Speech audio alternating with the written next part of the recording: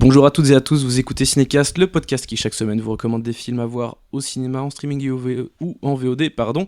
Je suis toujours Thibaut et je suis toujours en solo aujourd'hui pour vous parler de Tchaïkovsky's Wife, la femme de Tchaïkovsky, grand compositeur, illustre compositeur, qu'on ne doit plus présenter évidemment, qui est présenté au Festival de Cannes en compétition.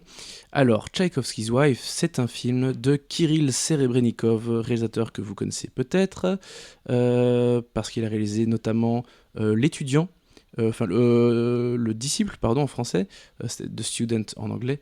Il a réalisé aussi Leto, un film en noir et blanc assez dingue avec du rock, enfin bref, c'était très très bien. Et l'année dernière, il avait présenté La fièvre de Petrov. Enfin, je dis il avait présenté, non, parce que ça fait des années que Serebrennikov était assigné à résidence en Russie. Alors certes, le festival de Cannes n'accueille pas de films russes cette année, mais Serebrennikov est un opposant au régime de longue date. Donc comme je disais, il était assigné à résidence pendant de nombreuses années, donc notamment ces deux derniers films pour le disciple, je ne suis pas sûr. Il était assigné à résidence, et donc il n'avait pas pu venir présenter ses films au Festival de Cannes.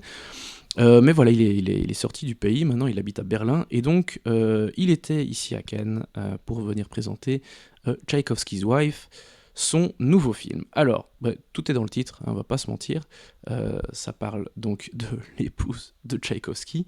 On est donc dans le 19e, hein, et cette jeune femme, Antonina, elle aime Tchaïkovsky, elle adore Tchaïkovsky, elle veut tout faire pour être avec lui, mais lui va la rejeter.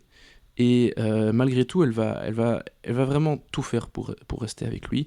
Avant de parler plus amplement du film, je vais vous passer un petit extrait de la bande-annonce, en russe évidemment.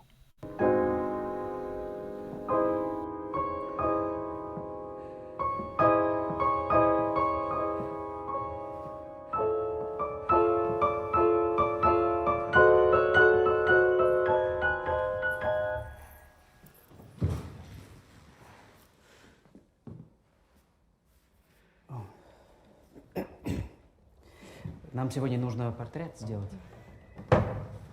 Я сейчас уйду на полчаса, ты пока оденься, приготовься. Я за тобой заеду. Только не надевай это красное платье свое. Терпеть его не могу. Потемнее надень. Петр Ильич, вы сюда. Voilà pour cet extrait. C'était même pas une bande-annonce, c'était un extrait du film tout simplement. Alors, Kirill Serebrennikov, pardon, c'est un réalisateur que j'aime beaucoup. J'avais vu Leto ici à Cannes, j'avais vu Petrov's Flou l'année dernière également. Alors j'avais pas trop aimé Petrov's Flou, mais je trouvais que c'était absolument brillant de mise en scène. Vraiment, c'était un film assez incroyable, notamment sa scène d'ouverture dans un bus. Enfin voilà, ceux qui avaient vu le film, vous comprendrez de quoi je parle.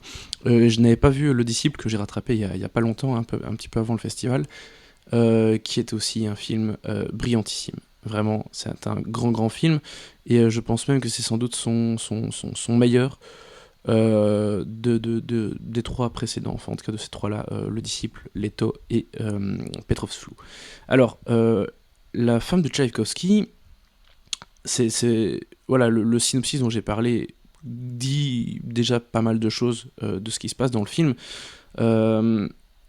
parce que cette pauvre femme, Antonina, en fait, on se demande comment c'est possible de vouloir être avec quelqu'un à ce point-là, alors qu'on voit que c'est clair que cette personne n'a absolument pas envie d'être avec elle. Et pourtant, malgré le fait qu'il n'ait pas envie, il va quand même l'épouser, ce qui est très surprenant, bien que...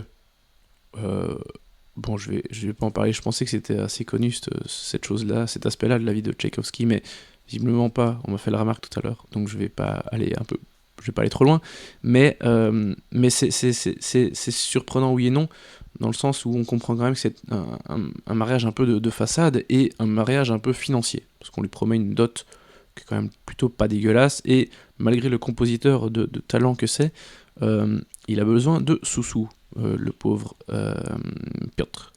Donc voilà, Tchaïkovski a besoin d'argent. Et le film s'intéresse longuement, très longuement, parce que lui aussi fait 2 bonnes heures 20, à cette relation conflictuelle entre Antonina et son époux. Et en fait, Serebrennikov va essayer de nous montrer comment quel est son état d'esprit à elle, et pourquoi elle agit de cette façon en fait, pourquoi elle insiste tant pour essayer d'être avec lui. Il lui dit clairement en fait, au début que au moment où il accepte de l'épouser, qu'il est prêt à lui donner un amour un peu platonique, un peu... il faut pas s'attendre à grand chose avec lui parce que c'est pas quelqu'un de démonstratif, il est très réservé, etc. Enfin bref, c'est pas le type avec qui on va faire plein de câlins.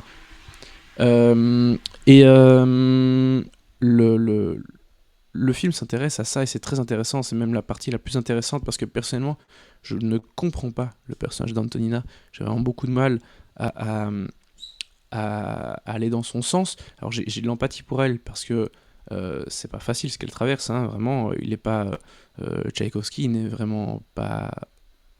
Je vais pas dire qu'il est odieux avec elle, mais il y a vraiment un rejet immense qui est très compliqué à gérer humainement parlant.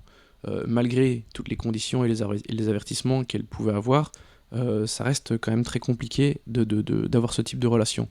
Donc voilà, je trouve que c'est un personnage qui est très intéressant, malgré voilà, le très peu d'empathie que je peux avoir pour elle. J'en ai pas plus pour lui, hein, mais voilà, ce sont des personnages qui parviennent à exister. Alors si vous connaissez un peu Serebrennikov, vous pouvez être surpris éventuellement de le voir traiter un film si scolaire, si académique.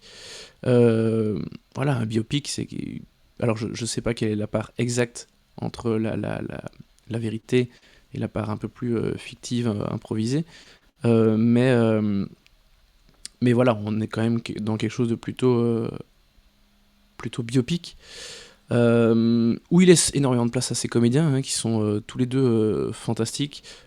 Odin Lund Byron et Aliona Mikhailova, donc dans les rôles de Tchaïkovski et de son épouse Antonina, sont vraiment très très bien.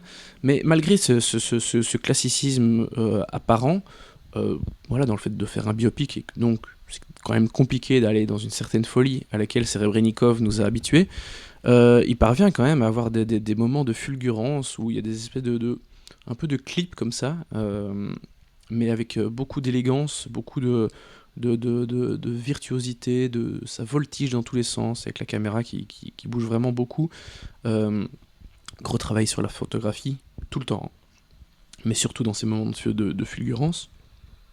Et donc voilà, on est quand même pas déçu au niveau de la mise en scène, même si voilà, en apparence c'est un Serebrennikov un peu plus avec le pied sur la pédale, un peu plus classique. Mais voilà, il y a vraiment ces moments, ces envolées où on se dit que bah oui, là Serebrennikov il est quand même bien derrière, c'est pas quelqu'un d'autre qui réalise à sa place. Donc ça fait toujours plaisir, évidemment. Donc voilà, Tchaïkovski's Wife, j'attendais évidemment le film parce que Serebrennikov, donc voilà. Et je peux pas dire que j'ai été déçu, très honnêtement. Je le préfère très largement à Petrov's Flou, même si c'était encore plus dingue dans la mise en scène.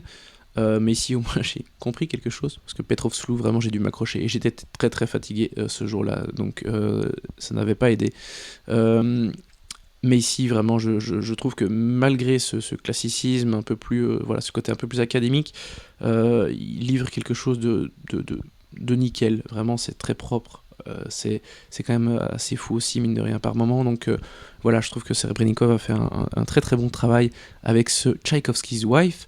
Et pour la note avec laquelle je vais conclure, ce sera, bah oui, voilà, je sais déjà plus parler, hein, début de festival, ce sera, un excellent 4 étoiles, tout simplement, parce que c'est vraiment nickel, j'ai vraiment pas grand chose à redire. Donc voilà qui conclut cette critique de Tchaïkovski's Wife. qui était donc présenté en compétition ici au Festival de Cannes. N'hésitez pas à partager votre avis sur ce film, enfin non, parce que vous ne l'avez pas encore vu, mais si vous tombez sur ce podcast, sur cette vidéo, dans plusieurs mois, n'hésitez pas à laisser un commentaire, et si ce n'est pas déjà fait, abonnez-vous au podcast sur la plateforme de votre choix, et à très bientôt pour de nouvelles recommandations cannoises et autres.